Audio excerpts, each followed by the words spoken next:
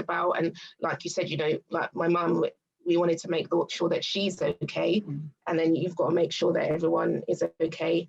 And then we've got to get on with everything as well. It was quite a juggling act. It really was. Yeah.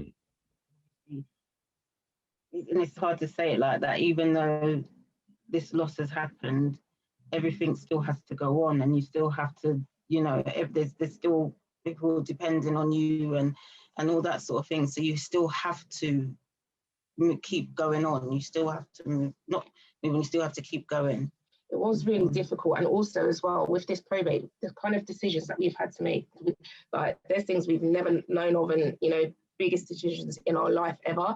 And then on top of like the way things went in the hospital, like we feel, even though it wasn't our fault, because we're not medical professionals and we should have never been made to feel like it was our fault, because we did as much as we could. But, you know, that's the way it turned out. So we feel like that. And then it's like the decisions that we've got to make, oh, are we making the best decision? We don't want to let our dad down. So it was a lot of pressure. But then throughout that time as well, we would get like little signs and like, oh, you know, maybe, you know, dad thinks that, you know, maybe he's happy with this decision, maybe, you know, the sun's shining for this reason, or just like, for example, this is something that I go by, like, it's quite random. But there's our dad's name was Arnold, and there's these cars, and it's got this sticker on the back, Arnold Clark. And oh yeah, I've seen these ones. Yeah. There might be times when I'm like, oh my gosh, I'm feeling, and then I just see that car, and I'm like, you know what, I'm just taking that as a sign. Feel okay, be okay, sort of things. So those are the things that have definitely helped us along the way as well. Yeah. Keep positiveness out of whatever is going on in the situation. Yeah. Just trying to. Whatever, yeah. And like another thing for us, before we sold our dad's property, like being in the garden, because he like grew vegetables and fruits and all of that. So like when we were going through all of the probate, it's like the garden would just come like be like a sanctuary and just go there. And like I said, like signs, we'd be there, and then like the sun would start shining, and you know, it might have been like a really like dull day, and then we've got there and then the sun starts shining when we're in the garden, so it's cool, you know, to take that as a sign maybe we're doing good. So we just try to, those are the kind of ways that we would try to keep ourselves mentally uplifting ourselves, sort of thing.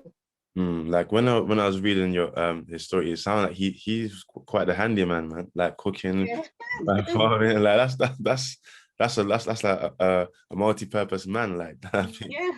Yeah, he's fixing bikes, TVs, everything. You'd go there and he's put something together, and it's a cupboard door, and making brooms and all sorts. Anything, he just would fix everything and build. Like he was building his shed at one point, and he just did everything. Just got on with it. Very independent. Like, and when you say like, you know, like when I was saying earlier about this whole like dealing with the estate and affairs. So when you mention probate, is probate just like a one thing, or is it like a series of different things that you have to do when someone passes? So probate, the grant of probate, you have to get that to be able to deal with the estate. So that would be like bank accounts, property and all of that. But the thing about probate, like you said, it is like that's the name, but then there's many things underneath it. But then within that, it also depends on the situation. So our parents were divorced. So that right there is something different. And then our age, because if they were married, it wouldn't have been mine and my sister's responsibility. We wouldn't have been involved. It would have been my mum. Everything would have been gone to my mum, sort of thing, and that would have been that. But because that they were divorced, then that brings on something else. And also our age, and then also we were younger then. We like some of the money, like we didn't get it. Like my dad's pension, because of our age, it doesn't come to us. There's so many little prints within it that, you know, and these are the reasons why we're like, you know, we need to do this blog, because how are you supposed to process this and know all of these things when you've experienced such a big loss? And then even down to like so there's power of attorney. Power of attorney, that's something that you can do when the person is still alive. So for example, you can do that for finances or for healthcare, and you have to do it while they're in a sound state of mind, because our dad, when he was in hospital, he suffered from delirium quite a lot. Thankfully, we got him to agree it when he was in sound state of mind. But also with power of attorney, if the person passes away, that's it, it's null and void. So we got our dad to agree it, but he passed away before it happened. So then that's that gone. And now we have to do probate to become executors, administrators of the estate, to be able to handle the affairs. Yeah. So it's a lot. Yeah. And then even within the property, like for us, it was our dad owned it. It was mortgage free, but it was a council property and it was leasehold. And we're doing it under, it's classed as inheritance because we don't own the property. So when you're in the house under inheritance, that's a probate sale. So there's so many different levels to things, and it's like, it's mind blowing. And that's why we were like, you know what, for us personally, we can't have all of this information, knowing all of it, and keep it to ourselves. It just doesn't feel right. So these were the reasons that made us drive to want to do our blog. Yeah, because even me, just in those past 5 minutes, I'm thinking there's so many different things. I'm like, it's so much to kind of grasp. I didn't know there was so much like technicalities. Oh, if the person is divorced, that it doesn't go. So with the pension, but does it still go to the family then? Because you said no, that it went back to the government. Really? Mm-hmm.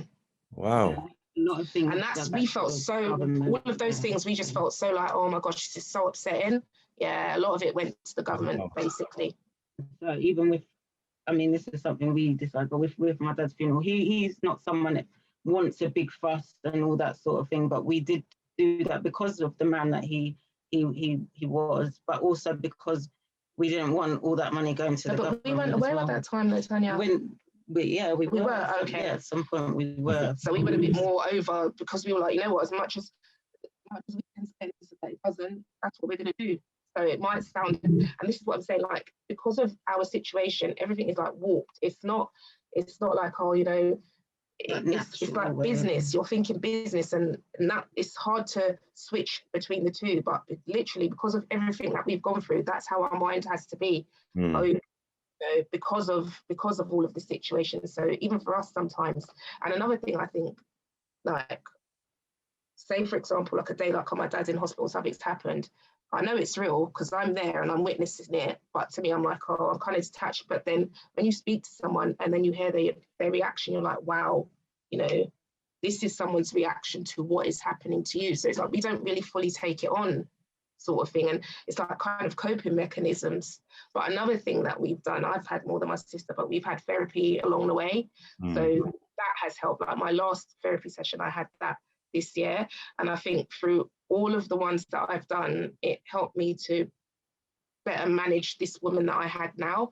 Because I think with a lot of things, you know, you can study something, but if it's within you and it's natural, you know, you can tell that it's not like textbook. And this person that I had, it was natural. It was quite full on.